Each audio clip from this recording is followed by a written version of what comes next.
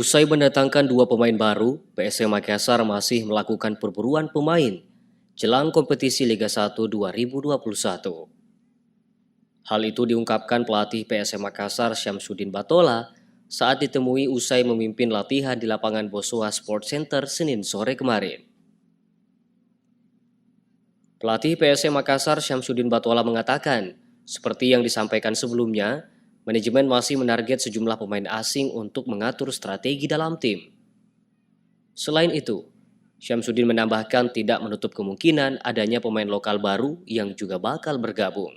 Untuk pemain lokal, nantilah kita lihat lagi ya, siapa-siapa akan datang untuk trial, atau apakah dengan pemain yang memang punya nama atau baru mungkin main di Liga 1 atau Liga 2. Nanti sementara kita menunggu siapa yang datang. Artinya masih ada perburuan lain ya? Ya. Dalam sepekan terakhir, manajemen PSM Makassar memastikan 3 pemain baru untuk kompetisi Liga 1 2021.